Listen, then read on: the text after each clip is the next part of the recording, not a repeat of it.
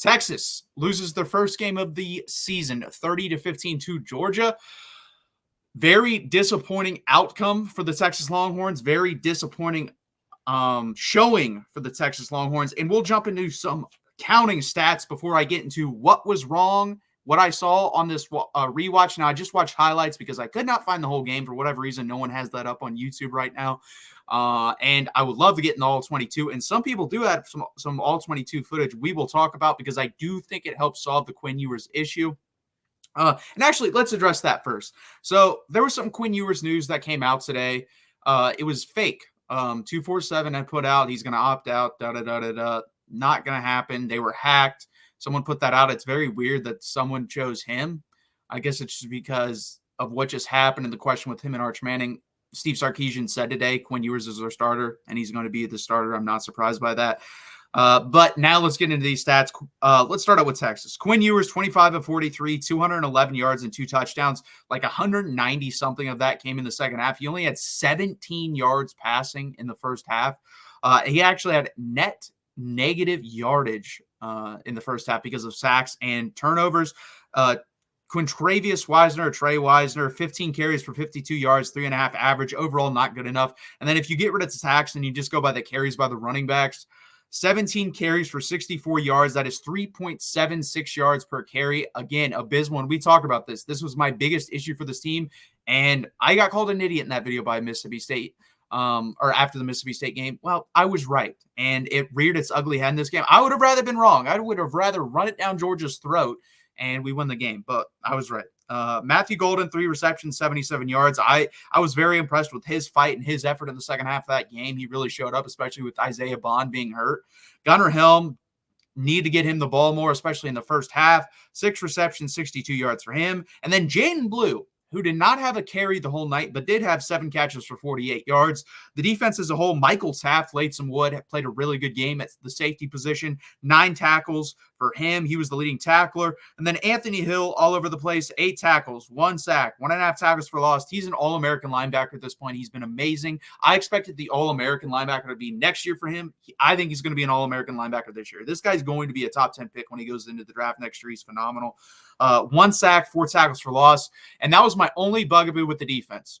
They got pressure, but they were not able to get to Carson Beck more than 1 time. And if you remember, that is when he scrambled and Texas brought him down. That was Anthony Hill.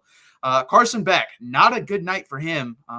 Luckily, they did win the game, so it's not talked about. 23 of 41, 4.3 yards per attempt for Carson Beck, 3 interceptions. Now, there were drops in this game. I've heard anywhere from 7 all the way down to 4. So, okay, somewhere between 4 and 6 drops because everyone I know that I saw said the Lawson Lucky drop was a drop. It is not a drop. If a wide receiver has to go like this, all the way extended, and it hits off your fingertips, that's not a drop. That is a bad pass. So if you're counting that as a drop, you don't know what you're talking about. And that's the interception that was in the red zone by Jahdae Barron. So let's say he had 6 drops. You average that out, 15 yards per catch. That's 90 yards. Plus, I think he had 173 or something of that sort. So he would have been in the 260s. Guys, he still would have been at like 6.5 yards per attempt. That's really bad. And Texas has a lot of credit for that. Like, Texas played phenomenal on defense, and we'll get into that when we get into what went wrong, what went right, and all that. Trevor Etienne, 19 for 87, 4.6 yards per carry. I was surprised when I saw that. I was surprised after the game when I saw that because it seemed like he got way more yards than that. And that's kind of how this Texas defense has been in the running when teams run the ball. I always think they're giving up more yards than they actually are because whenever I check the box score, I'm like, wow, they were way better versus the run than I thought. And they have been. They've been good versus the run. That hasn't been an issue. As a whole, Georgia, 28 for 110, which is a 3.9 average. That's really good run defense from Texas. Reception-wise, Oscar Delp led him with 2 receptions for 45 yards. They really don't have much of a receiving threat at Georgia. Defense, phenomenal. Jalen Walker, 8 tackles, 3 sacks. Michael Williams, 3 tackles, 2 sacks. As a team, 7 sacks and 10 tackles for loss for Georgia. They were able to play on their tippy toes all night and just attack downhill. could never get them on their heels. There was really only one drive all game where I thought Texas got them on their heels, and we scored a touchdown on that drive, and it was the opening drive of the third quarter. I think that was the best drive of the night. If you could have replicated that about 4 times, you would have won the football game. Unfortunately, you could not. Nowhere near it, honestly. Even when we scored the second touchdown because of the Jahdae Barron interception, that was a little bit ugly. But overall, just an abysmal game and an abysmal start to that game for the Texas offense. And we'll get into what went wrong right after I get into your comments real quick. Yes, Jackson's dropping the link right there. Please use that. We will get into what went wrong. So, Quinn Ewers. I wrote down 4 things, and I think most people have talked about it at this point, but I want to talk about it. I want to dive into where I think it's coming from, where it could be coming from, and all of that. Not stepping up in the pocket, number 1, is not doing it for whatever reason. I have to put some blame on Kirk Herbstreit and Chris Fowler. I think they do a phenomenal job. But everything they were saying in that game of Kelvin Banks is getting beat bad, Cameron Williams is getting beat bad. Cameron Williams did get beat bad. I'm not even going to say that. He did get beat bad. Kelvin Banks did not. And most of the time, these sacks were because Quinn Ewers did not step up in the pocket, or he ran, jogged, walked, whatever you want to call it, out of a good pocket. And I do not understand where this is coming from. This is old Quinn Ewers stuff, guys. This is not even last year. It is last year. It's the beginning of last year and 2 years ago, his first year at Texas type of stuff. He would run out of bad pockets. His footwork was terrible. He would not step up correctly when he had the opportunity. And you saw that multiple times. I think the best example of this, and I said that during the game. I saw it during the game. I don't really post clips on Twitter because I don't like to do that. I don't like getting clickbait or stuff like that. I'm just not like that. But when that end zone sack where he was near the end zone, Kelvin Banks, that's a win. Do you know, guys, when you see those one-on-one clips of edge defenders versus offensive linemen, and you can tell the offensive lineman wins because he pushes the guy so far outside and then either buries him or the guy gives up? That's what happened during that rep. Kelvin Banks ran, I believe it was Jalen Walker, up the field so far and then buried him. He was on the ground and went like this and swiped Quinn Ewers' ankles and got the sack. If Quinn Ewers steps up and moves left, he's got nobody near him. Nobody near him. And he just did not do that, guys. And I don't know why. It's a total regress from the beginning of the season when you saw it versus Michigan. And this is the issue I have when I say that. When I say he did it versus Michigan, people are like, oh, Michigan's not any good. I would agree with you. As a whole football team, they are not any good. But front 4 to front 4, it's equal, guys. You have Kenneth Grant. You have Mason Graham. You have you have Stewart on the outside. You have Derek Moore on the outside versus what you have from Georgia. That is an equal matchup. And Michigan didn't get the sacks. Do you know why they didn't get any sacks on Quinn Ewers? I think they may have had one, but it was when he escaped and kind of went down. Because he stepped up in the pocket, extended plays with his feet, kept his eyes downfield, and found an open man. The perfect example of that is the Gunnar Helm touchdown that everyone remembers. He drops back to pass, feels a little bit of pressure, moves slightly to the right, and then up in the pocket, running, keeps his eyes downfield, and delivers a beautiful ball in the back of the end zone. He did none of that in this game. None of it. He did not do that one time. Not one time did Quinn Ewers step up in the pocket and deliver a football downfield. I don't know what that is. Like I said, we'll get to that. We'll get to these other things. I already kind of touched on this. Running out of clean pockets. There is another rep in this game where Quinn Ewers has nobody near him. Nobody. Kelvin Banks is in a stalemate with Mykel Williams on the left side. And everyone else is winning their rep up front. Quinn Ewers is back there. And his internal clock goes off, which, again, you're supposed to have an internal clock. But he's rushing his. And as soon as he feels that, he just runs to the left. And Mykel Williams then disengages from Kelvin Banks and runs down Quinn Ewers. And I believe Quinn Ewers gets rid of that. But either way, if he had gone right, first off, he should. You're a right-handed quarterback. It's easier to throw right-handed than running left and throwing this way. It's way easier. Go out in the backyard and try for yourself. And so, you're running the wrong way. 2, it's unneeded. There is no need to do that. None whatsoever. And then not trusting your eyes. So there's this guy. I'm going to give him credit because he did a really good job. He has the All-22 film. His name is Pax Burner on Twitter. He has about 15 clips here, guys. Still pictures, I should say, where if you look at, you can find it yourself, Pax Burner, again on Twitter. Phenomenal job by him. I wish I had the all 22 because I could do the same, but really good job of where there are plays open downfield for Quinn Ewers. And he's looking at them and he is not releasing the football. And I just do not understand why. Here it is. So I'll read you this one because this one's the one I'm thinking of. It's cover 3 by Georgia. There is a winner here. The post by Wingo is going to draw Dan Jackson. So Ryan Wingo is running a post. Dan Jackson is the safety in the middle of the field. He has a choice. There's Isaiah Bond going in a dig route underneath of that. Dan Jackson, if he comes underneath, then Ryan Wingo is going to be open over the top for a post. If Dan Jackson goes over the top with Ryan Wingo, which he did, Isaiah Bond is going to be wide open coming underneath in the middle of the field. Isaiah Bond's wide open. Dan Jackson decided to go with Ryan Wingo. It's open, guys. It is wide open. We're talking if he delivers this football in front of him, there's a chance if he runs upfield and the safety and corner who's on Ryan Wingo don't react, it's a touchdown. And even then, if it's not a touchdown, it's a 20 to 30-yard gain. Instead, for whatever reason, Quinn Ewers is looking at it. I'm looking at it right here. Wide open. Doesn't throw it to him. And I just do not understand that. This is total regression by Quinn Ewers, and it doesn't make sense. Now, there was this one I also wanted to talk about, and this is on Gunnar Helm, and Joel Klatt actually broke this down. Again, I don't have access to the All-22 film, so I was not able to tell here. On the interception, Matthew Golden is running a stick route. In zone coverage, you are going to run this route up and then to the outside. In man, you're going to feel where your man is and then turn whatever way he's not, basically. This was zone. It was a cover 2 look. He runs the stick route up, back like you're supposed to. Gunnar Helm is on the outside of him.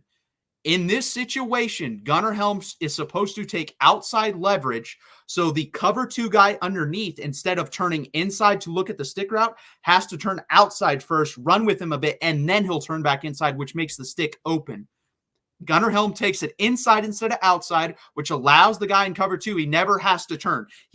Gunnar Helm's running right in front of him, and the other route's right there. So he's literally just looking, and as soon as he realizes what it is, breaks in and intercepts the pass. That interception is not on Quinn Ewers. That interception is on Gunnar Helm not realizing what he's supposed to do. And it's a little thing, guys. It's literally the difference of taking one step inside instead of one step outside. He should have taken the outside step to take that up down the sideline, and he did not do that. So that is on Gunnar Helm. It is not on Quinn Ewers. Next up, not stepping into throws. There were multiple throws to be had. He had Ryan Wingo. This is the example. They got a pass interference. It's actually not a terrible ball. It might be his best ball thrown all night. It's slightly underthrown, but Ryan Wingo is able to come back and try to make a play. The Georgia defender runs into him. It's pass interference. But if he lays that out there in one-on-one coverage deep, he has the arm strength if he steps into the throw to lead Ryan Wingo and hit him deep down the sideline. He's unable to do that. It's pass interference. It works out, but it's not a good ball. The other one, Matthew Golden, I actually think he meant to do that because the safety was coming over. That's an interception if he does step into it, so I have no issue with that. But there are multiple other throws that are tight windows where if you step into them, you can deliver. So he's literally, that's the thing about this Quinn Ewers thing. It wasn't one bad thing. It wasn't 2 bad things. It wasn't 3. That is 4 things on tape where he's doing them all wrong. And it's something he did not do at the beginning of the year. And I said this, guys, if Quinn Ewers takes the next step and cleans up all these things, and honestly, if he was better at 3 out of 4, if he hit 3 out of 4, Texas can win the national championship. Let's put it this way. If he stepped up in the pocket versus Georgia, if he didn't run out of clean pockets and he trusted his eyes 3 out of the 4, he can even not step into throws. Texas wins that football game. And people are going to, you're crazy. Guys, there were so many throws there. So many throws. It's really frustrating to watch, and that's why I said, go look at Pax Burner. There's so many throws there. And is a quarterback going to miss 1 or 2 throws a game, or more than that, 4 to 5 opportunities where a guy's wide open? Yes. But again, this is a 21 still picture thread on Twitter, and like 15 of them are wide open guys. You cannot miss. That's 15 opportunities you just threw away for whatever reason. And now we'll get into what I believe it is. So I think it's a combination of a lot of things, guys. Think about this. His backup is Arch Manning. All he hears all offseason, Arch Manning, Arch Manning. Arch Manning's going to take his job. He gets hurt, which he's used to getting hurt. And then Arch Manning comes in and plays well. And he probably hears the whispers of Arch Manning should be the starter. Arch Manning should be the starter. And then guess what? I think he rushed himself back slightly. I don't think he's super hurt, but I do think there's something there where he's slightly hurt. And I don't think he wants to get hurt again, because I think if he gets hurt again, guys, I think his football mortality is staring him straight in the face at Texas. That's what I think is happening. I think he's looking and realizing, if I get hurt again, I'm never going to get my job back. And I don't know why that is, because you've heard Steve Sarkisian come out and say, this is my quarterback, this is my guy. And I respect the hell out of Steve Sarkisian for saying that, because he should say that. Because if he didn't say that, Quinn Ewers would probably be ruined here at the rest of the time at Texas. He really would be.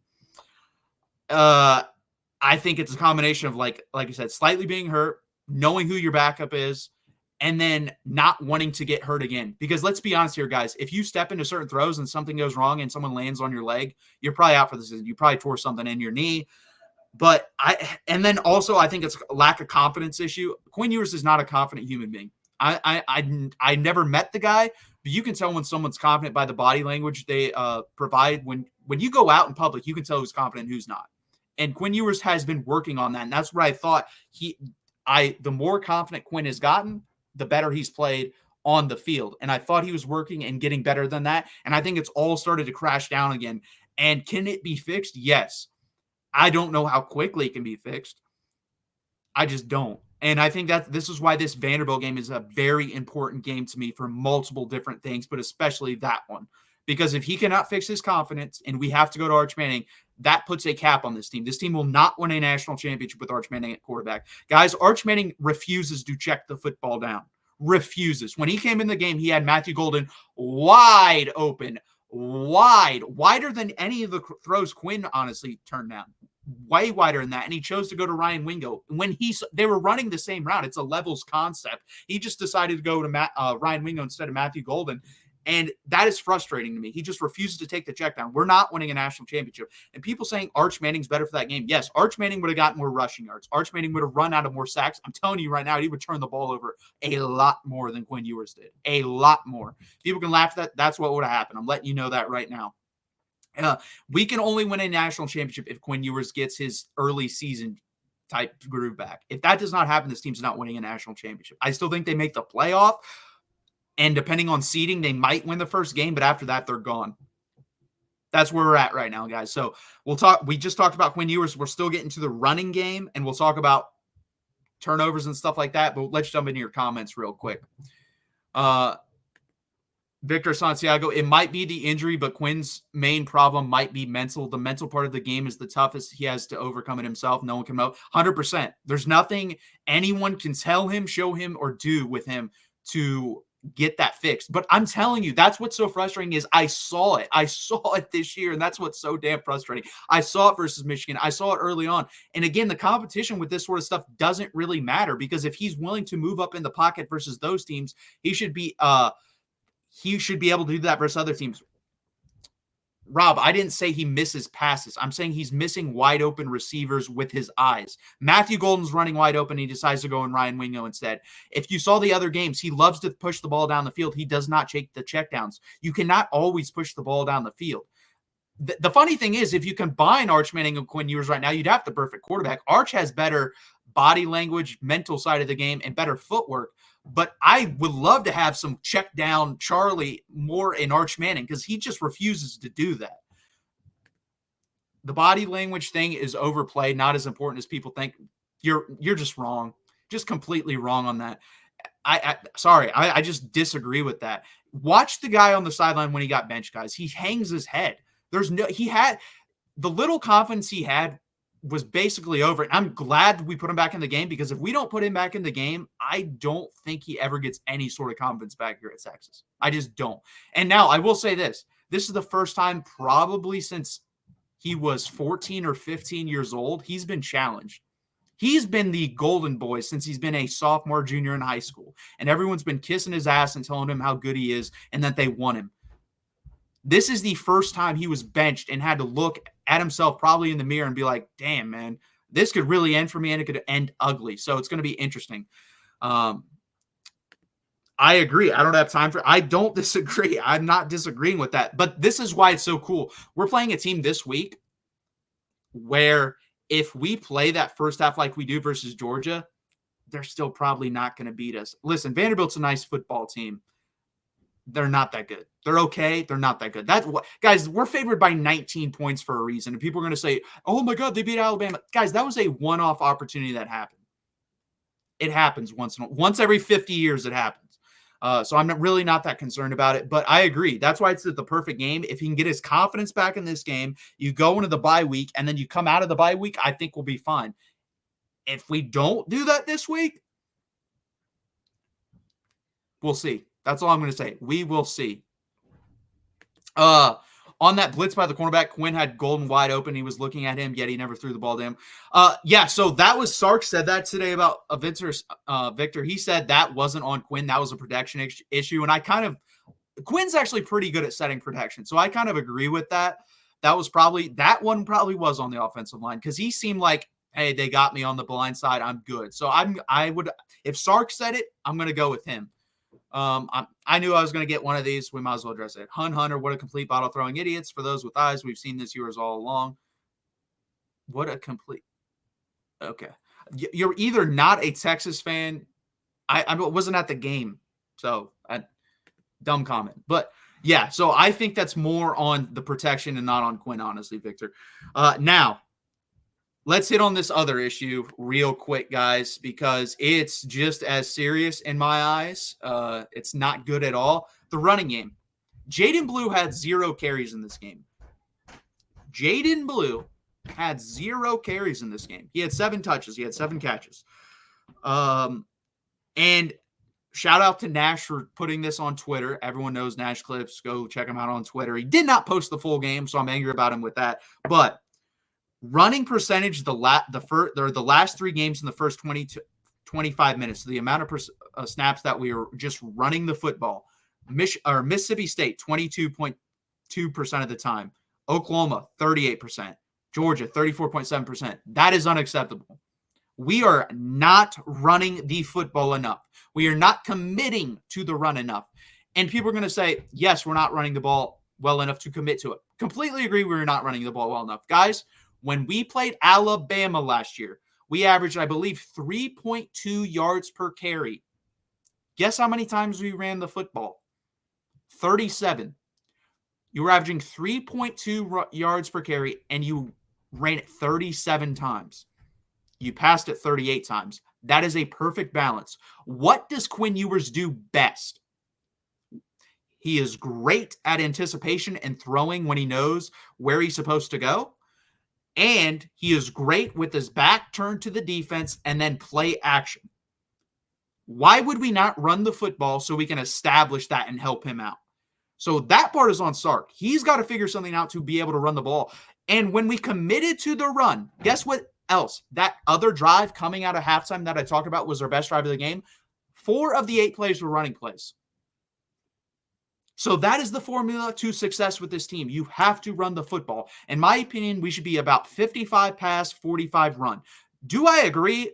I'd love to have another running back that's actually a bell cow running back. Love to have it. Does not exist with this team. Trey Wisner, not going to happen. Jaden Blue, not going to happen. And what did I say about Trey Wisner? I love Trey Wisner. I love the way he runs. I love the person he is. He does not have the body to sustain big hits constantly. He is now hurt. I do not know if he's going to play in this game. It was a shoulder injury. Sark didn't say much about that. But that is the issue. Neither of these guys are full-time backs. Jarrett Gibson's going to have to get something figured out in the bye week. I don't think you're going to see him much this week, but during the bye week, we're going to have to ride him a little bit more going down the stretch of the season because we do not have a bell cow, and it's really hurting us. Sark, you're going to have to scheme things up. You're going to have to get this offensive line to push in the running game better because guess what? In my opinion, this is the best offensive line in college football. Did they have a slightly bad night versus Georgia? Yes. It was over-exaggerated, especially with the guys in the booth of how bad it was. Cameron Williams did. Cameron Williams had his worst night by far as a Texas Longhorn. It was not close. I'm also not surprised by it. It's the biggest competition he's ever gone against in his first season. Not surprised. Kelvin Banks had a good night. Jake Majors had a good night. Hayden Conner had a good night. DJ Campbell also had a bad night. The right side was bad. I was right about that. Right after the game I said it, and I'm saying it now after watching it again. Not good. So we have to figure out how to run the football. I don't know what the answer is. I'm hoping Sark can find out the answer. I know the answer isn't not giving the ball to Jaden Blue. Yes, does he have fumble issues? Of course he does. He fumbles about every 40 times he touches, or once every 40 times he touches the ball.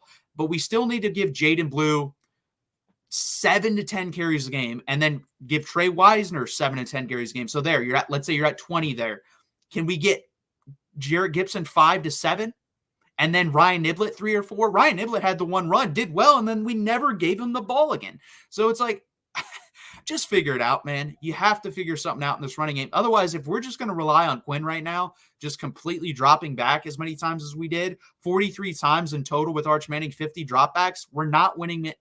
We're not winning football games versus elite competition doing that, period. Can we beat Vandy this week doing that? Yeah. Can we beat Kentucky? Probably. Can we beat anyone else left on the schedule? Probably not. Florida's starting to play better. Arkansas is good. A&M is good. They're not as good as they're getting overblown to be, but they're good. But we got to figure out a running game. We really do. I was yelling to run the ball in the first half. We came out running the ball in the second half, and we started to move the ball. Exactly. So we have to run the ball. We have to establish that. And also it helps settle it down Quinn, and then you can do play action, which he's best at, and allow him to get him in rhythm with short play action passes. He is a rhythm thrower. Get him in rhythm. And a running game would really, really, really help out, guys. Quinn is a head case. It doesn't matter. This guy's just completely given up on Quinn. So, I mean, if you have that opinion, that's fine. I haven't given up quite yet. If he does this in Vanderbilt, I will be here post-game and I will be off the train. I'll be off the train, but I'm not there yet. I'm really not. Do you know why I'm not there yet? Because, again, I saw it earlier in the season. If I had not seen what I saw early in their season, and I saw what I saw last year some of the time, and it just continued to this year all the way through, I'd be completely off. But I didn't. And that's why I still have a little bit of hope for Quinn Ewers. Not a lot, but I got a little bit. Next up, can we stop turning the damn ball over? For the love of God, Georgia's longest drive, other than the 89-yard touchdown, was 34 yards. 34 yards. This defense played really well. They're not going to get the credit they deserve. They were phenomenal. They forced turnovers. They got pressure, but didn't get home. Sometimes that's the only bugaboo I have with them. But they were really good, guys. They were fundamentally sound. They missed very few tackles. The tackles they did miss, you had guys flying to the football to clean up for their teammates. Jahdae Barron might win the Thorpe Award. He's been that freaking good. Manny Muhammad had a phenomenal game. Andrew Makuba had a great game, and I hope he's healthy because he is big. I think it's a knee sprain. Keep him out this week. We don't need him. Put in Jelani McDonald, Michael Taft. We can ride with that for this week because that would give him 3 weeks to get healthy. That's plenty of time. You'd be fine. So do not play him. I beg of you, do not play him because I don't want him getting hurt in this Vandy game. He played phenomenal. I'm trying to think of any player that I was just like, damn, he didn't play. Baron Sorrell. He gets a lot of shit from people that don't know what they're talking about. That guy is phenomenal versus the run. And then the pass rush, my dude, he was all over the damn place. He was flying around. It was fun to watch him play football. He had a game like that versus TCU too when TCU made the playoff. That was probably his best game. This was probably his second best game in the Texas Longhorn uniform. He was really good. Alfred Collins, phenomenal game as well. Like, there were so many guys on the defensive side of the ball that balled the fuck out.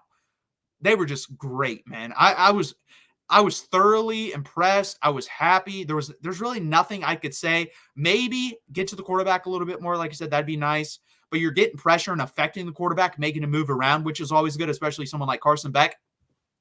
And the cool thing about this, guys, this year in college football, there's only 2 quarterbacks in my mind that are elite that could really kill us as a defense. One of them will never play. Shedeur Sanders ain't going to play him. I don't think. I'm actually hoping. Don't make the playoff because I don't want to play him. And then Cam Ward. But their defense is so damn bad. If we got 4 stops versus Cam Ward, we win the football game. But everyone else, there's no other elite quarterback. And people are going to say Dillon Gabriel. Dillon Gabriel is not elite. Get out of here with that shit. Those are the 2 elite quarterbacks. And again, I'm coming at this from a NFL perspective, what the NFL looks for. It's going to be Shedeur Sanders and Cam Ward. Everyone else, I don't know who QB3 is. If you need a quarterback this year, you better go get Shedeur or Cam. I have no clue who else there is. But everyone else balled out. Broughton didn't show up there. No, he didn't. And Broughton is a good player, but guys, he's not good enough for that level of competition. He's not. That's why we've seen him not really play all these years, and now he has to play because our interior is still not great. It's good, but it's not great. Jermaine Mollet played very well as well. Not impressed with Trey Moore. Yeah. So his pass rush ability, he's just too small at this level. Sorry, he is. He's great versus the run, though. Great versus the run, and he's a really good Swiss Army knife to use at the linebacker and edge position. So he's a good player still. He's just not the pass rusher we were promised, which sucks. But guess what Colin Simmons is? And again, this was too much competition early on for Colin Simmons. He'll be fine down the road playing these teams, but right now he's just too young.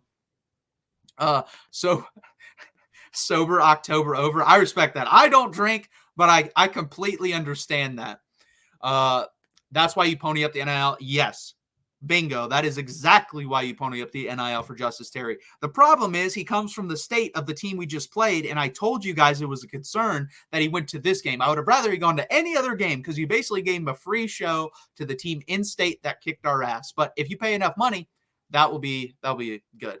Simmons had a quiet night. Yeah, he did. And it's because, again, the step up in competition. Guys, if you look at the guy's frame, he's just not ready for that kind of football. He's pretty skinny. He is. He needs to put on about 10 to 15 pounds of muscle. Next year, he will be ready. I'm telling you this right now, when he plays Ohio State next year in that first game, I think he's going to have a pretty good game. Right now, he's just not ready for that competition. It sucks to say, but he's just not.